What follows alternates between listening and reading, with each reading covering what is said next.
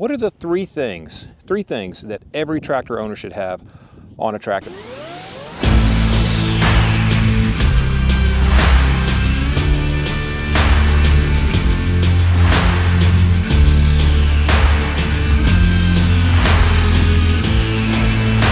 Hey friends, welcome back to the channel. Today's video is going to be a lot of fun. We got a lot of projects to do today, small projects, kind of like fun kind of winter stuff. It's like 50 degrees today. Today's the kind of day you get a bunch of stuff knocked out, but let's talk about some of these projects. First things first, these are some leftover pew-pew racks from some friends of mine that my very original Coleman Sector 550, some friends of mine from church have that now, and I took these off of that.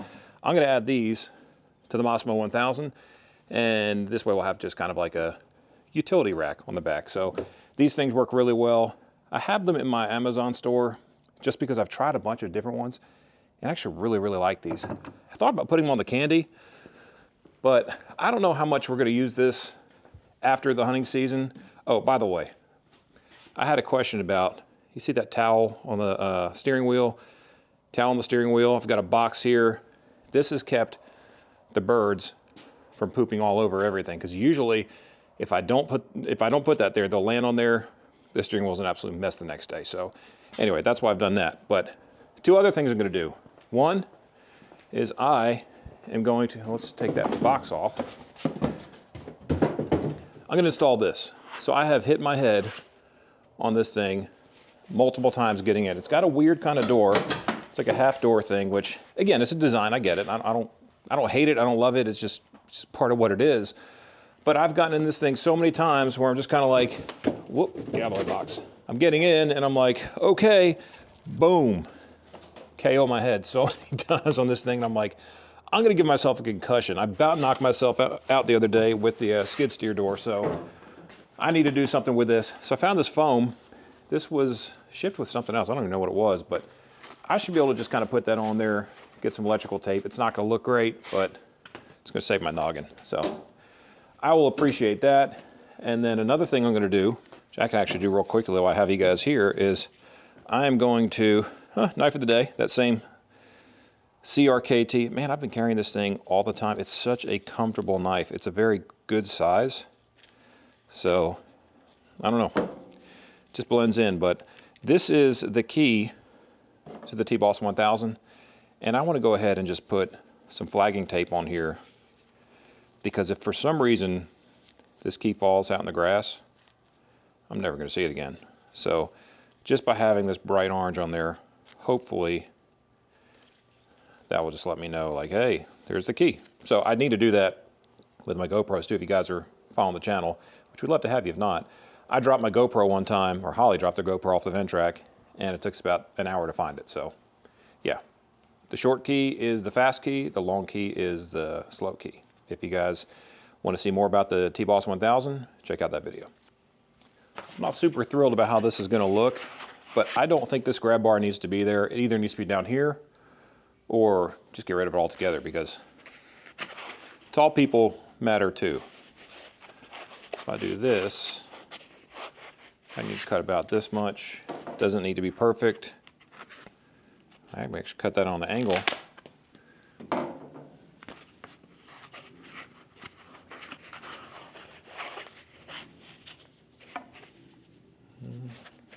Maybe a little bit more.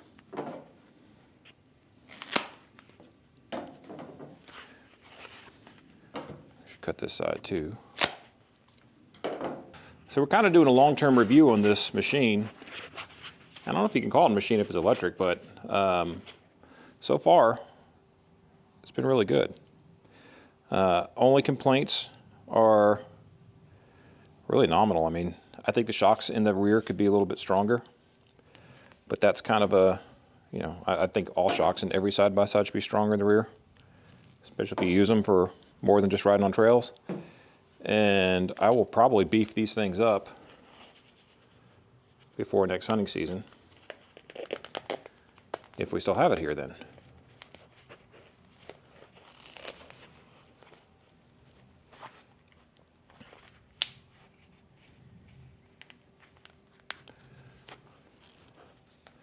All right, so that looks pretty good.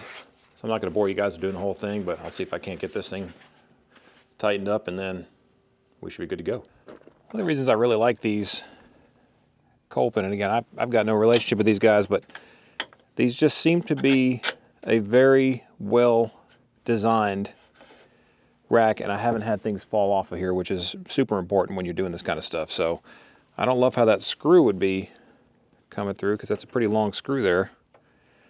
So I really don't want to bang myself on that. I wonder if I can, we may just be cutting the screws off with a grinder.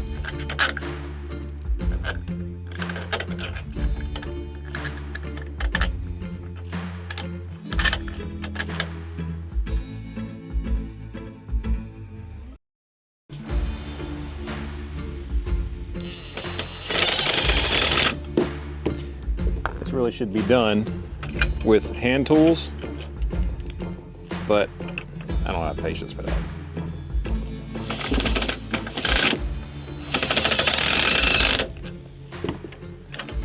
We strip some stuff out. It is what it is.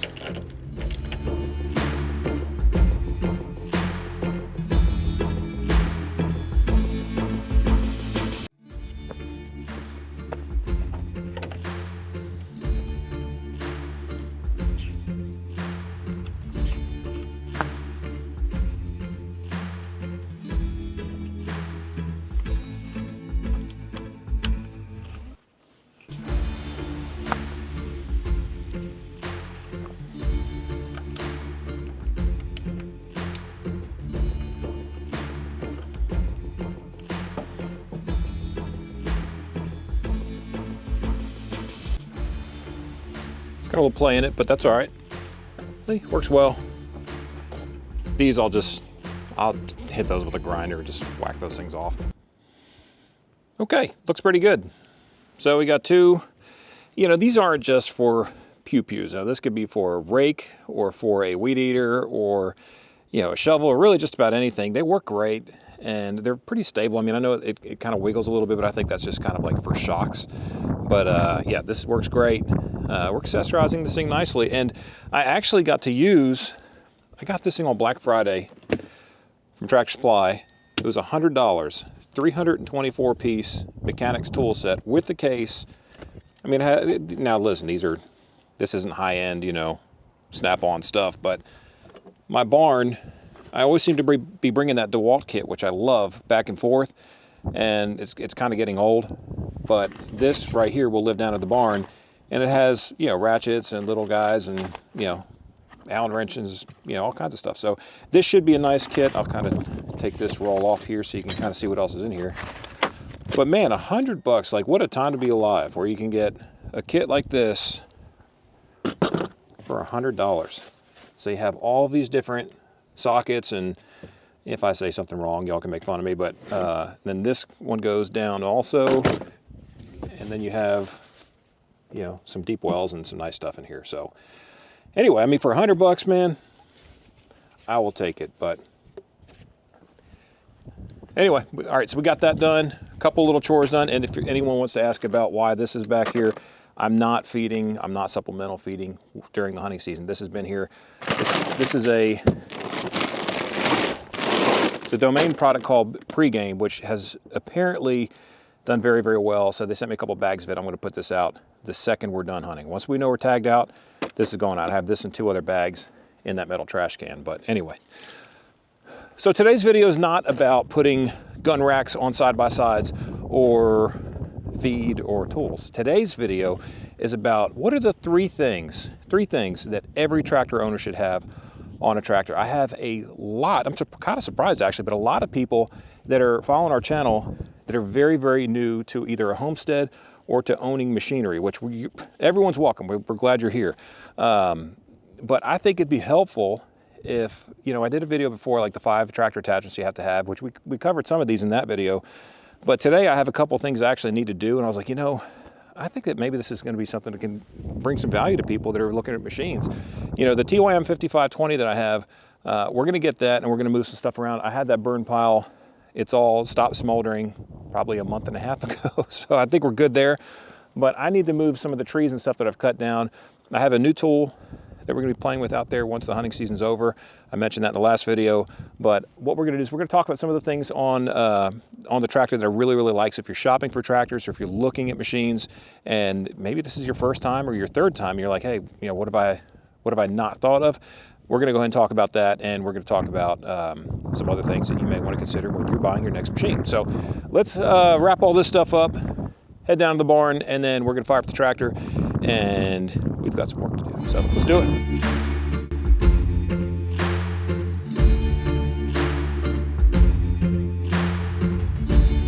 I do love that this machine has a park.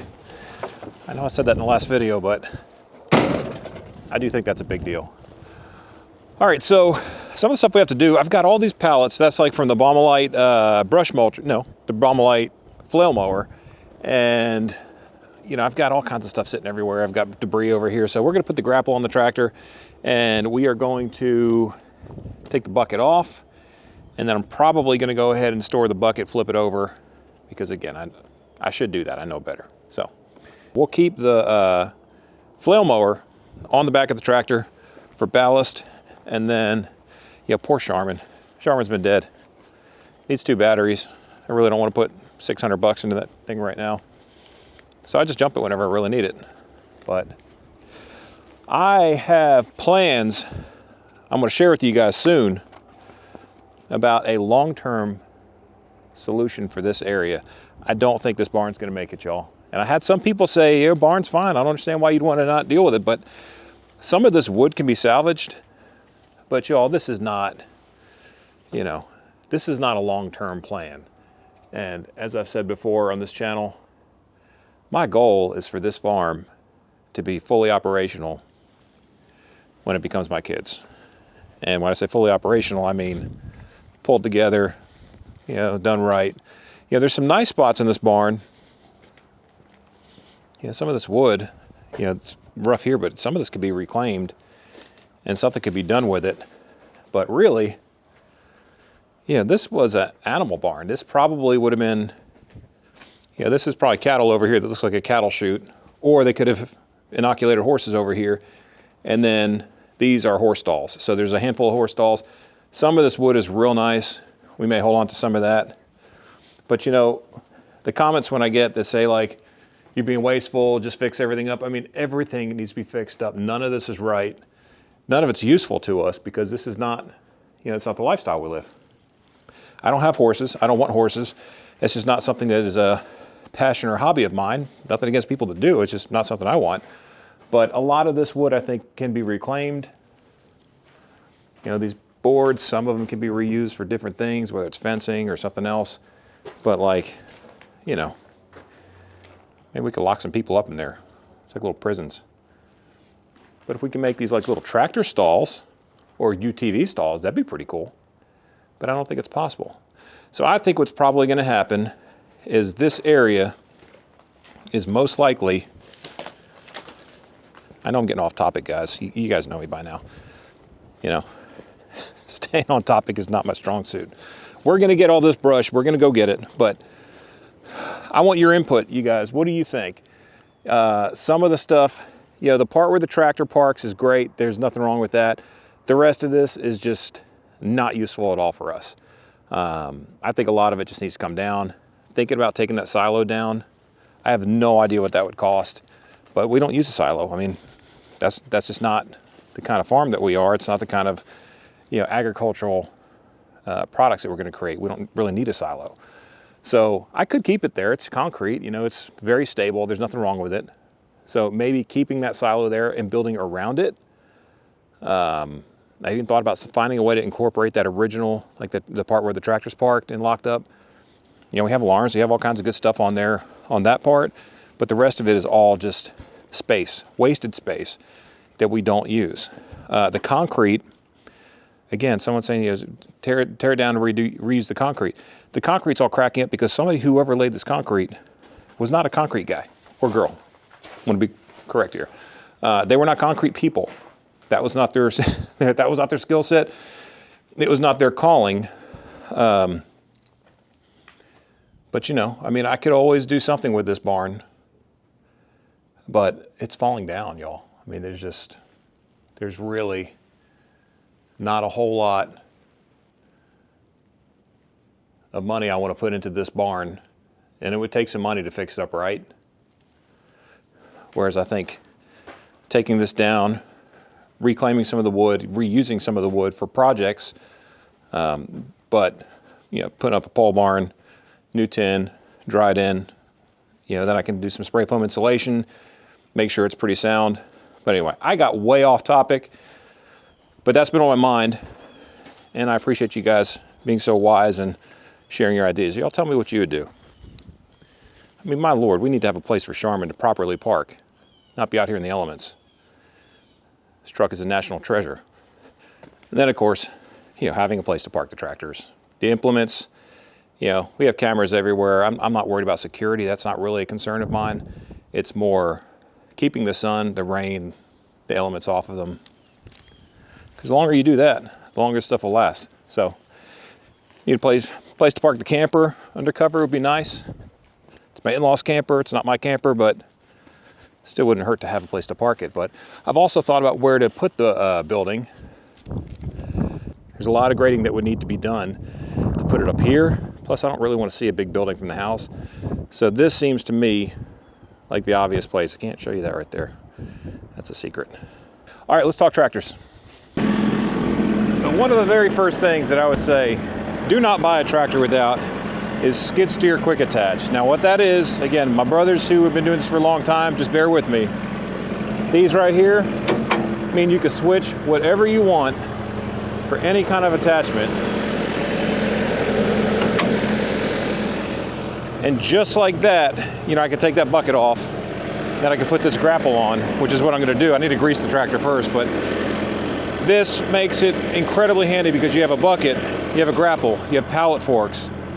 There's all kinds of things you can put on the front end of a tractor, and do not ever buy a tractor that does not have skid steer quick attach. In my opinion, I wouldn't buy one with John Deere quick attach, the Hook quick attach, or any of them. Only skid steer quick attach, because there's so many different things you could buy, and you can swap buckets and everything else. So that's the first tip.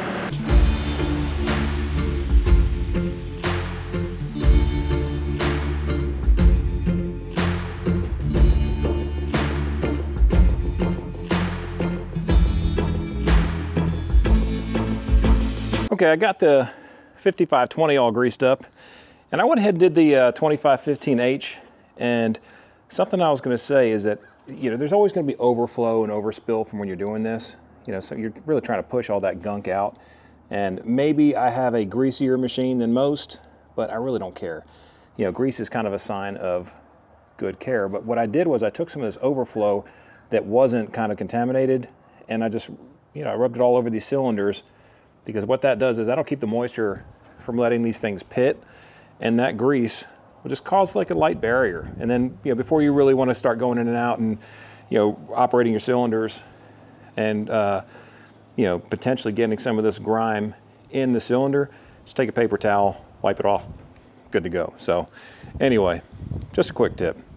We're going to talk about the second piece of equipment that I really think you should consider, and a grapple is expensive. I'm not going to say right off the bat you need to buy a grapple.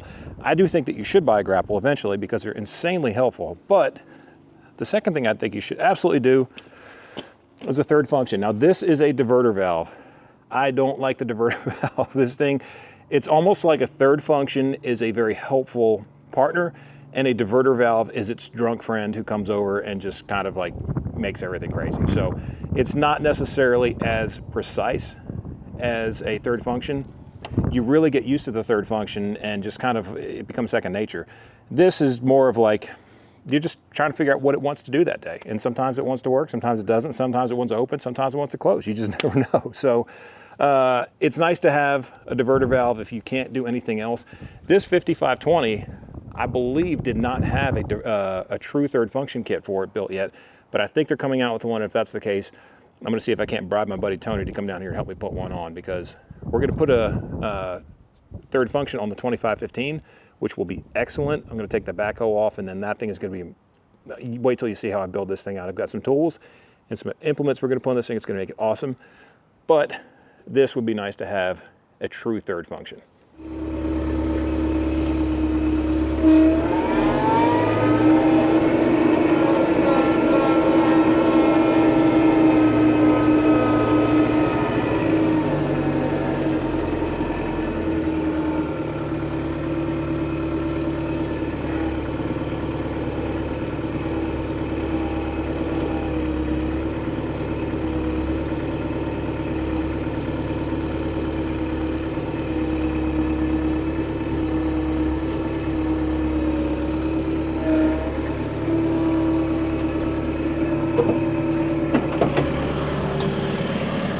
See, what's nice about the skid steer quick attach and the third function is you just drive right up to it and pick it up.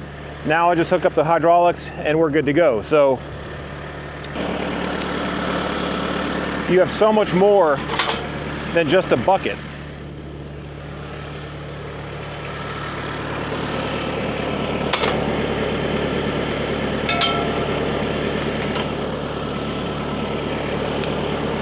Put your sunglasses on or your safety glasses.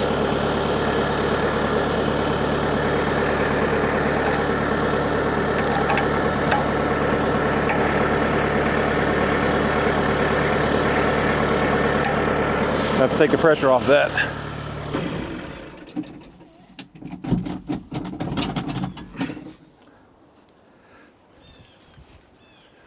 Sometimes when these things are hard to get in there, you just have to take the pressure off, turn the machine off, cycle the hydraulics. Yeah, I'm gonna have to actually turn it on.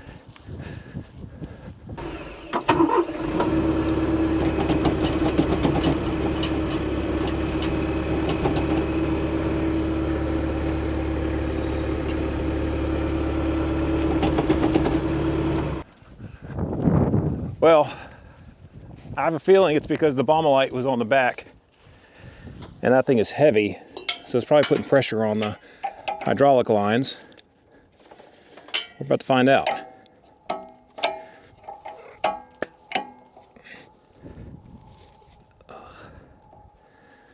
Well, maybe not.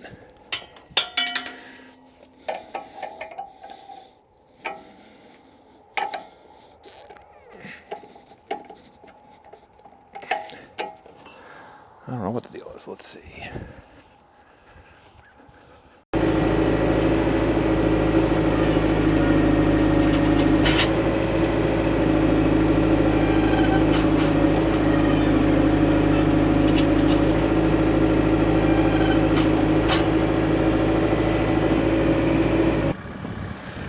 So for some of the newer tractor buyers out there, or even people that share frustrations with tractors having gremlins, rule number one, never say anything mean about your tractor with it close. Like I said something mean about the diverter valve and gave me all kinds of fits trying to get this thing hooked up. But the second thing is if you have a hard time getting hydraulics on, turn the tractor off, put it to the accessory switch, then mess with all of your hydraulics, including your third function triggers or your diverter valve trigger.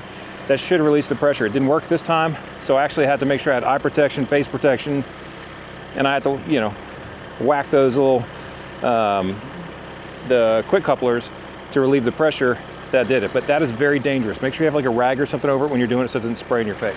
All right, we're gonna move this. We got some more down stuff. I think we have like 5. There's not a ton to do. We're gonna just clean this stuff up. We'll come get those pallets, move those pallets to the burn pile. And the third thing you don't ever want to buy a tractor without, in my opinion, is the loader. We've talked about the third function, we talked about skid steer quick attach, but the loader is actually an option. You have to buy a loader because it makes the tractor do so much more. Unless you have a very specific reason why not to, it's going to affect the value of the machine. Sometimes you can't get an aftermarket loader or they stop making them, and then the machine really plummets in value. But it also just does so much. Now, if you don't want to get a grapple right away, you can get some pallet forks, and you can almost make them work as a grapple. I would strongly suggest that, I was actually going to put the pallet forks on, but I don't think I'm disconnecting that, so sorry guys, but I think we're going to use the grapple for everything. But a set of pallet forks, I think these are probably one of the cheapest and best tools that you can get for your tractor, but you have to have a front end loader. So I know some of this seems kind of elementary, or you know, you guys probably already say like, yeah man, I know that, but not everybody knows that. And that's why, you know, please in the comments, what am I missing here? I think you have to have a loader. I really think a bucket's kind of optional, to be quite honest. I mean, if you don't need a bucket, I hardly ever use my buckets, you know, unless I'm carrying feed or something. Like I hardly ever do any digging with them. I've got the skid steer for that, but even then it's like, you know, I constantly am using pallet forks or a grapple. The grapple stays on the tractor more than anything. So anyway, let's get this, let's get these piles going. Let's keep rolling and move on to the next thing. I just realized I may not have explained really well the difference between a third function and a diverter valve. Like a third function, you have 2 buttons, open, close. A diverter valve, it diverts the curl function, like this is making it curl. but if you push this button, it electronically diverts it to make it open and close. So, you know, it's not an exact science. It's actually doing okay right now, but it's real nice to be able to curl and open and close. You know, that's the advantage of a third function over a diverter valve. Why would somebody do a diverter valve? It's just cheaper. You know, it's $300, $400, $500 cheaper. But over the life of a machine, if you're going to be using a grapple as much as I do, you know, I would almost tell them keep the bucket and give me the, you know, give me the third function, especially if you have multiple tractors, because I have 3 buckets, 4 including the skid steer bucket. So it's like I could have just gone without a bucket. So anyway, let's get to work.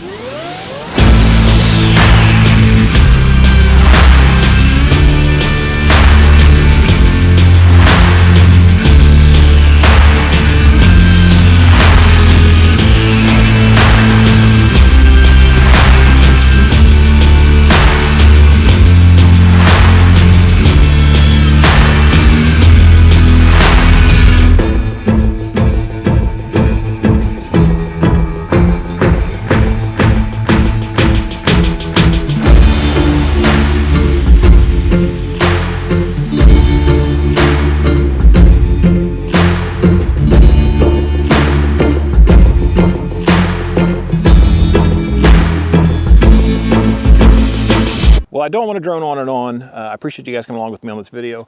You know, we talked about a lot of different stuff. Hey, we got to help our brothers and sisters who are adopting this homestead lifestyle or have already adopted the homestead lifestyle, and they're trying to get some equipment to help them, right? They've got a piece of property or they're thinking about a piece of property.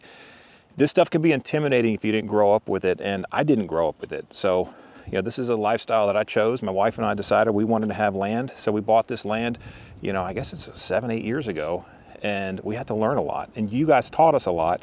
YouTube has taught us a lot, and this community that we're building on this channel is really, it's awesome. Like, it's super cool that the Lord has blessed us with each and every one of you watching right now, because this is so much fun. We're so appreciative. We're in awe and humbled by the fact that people will watch and come along with us and subscribe and, you know, and join our little adventures. I can get sideways on stuff. I know this video is all about some things on tractors that, you know, I want you guys to make the right decision, but it also is some random stuff like talking about a barn and talking about, you know, putting racks on a side-by-side. But these are all things in this lifestyle that we share with each other. And I just feel like, yeah, I like to share with you guys. But I appreciate every single one of you watching this video. I hope you enjoy this. Please leave comments and help our friends and our brothers and sisters pick the right machines for them. I hope I went over some stuff and you enjoyed this video. And I hope to catch you on the next one. I'm Joe the Farmer. We out.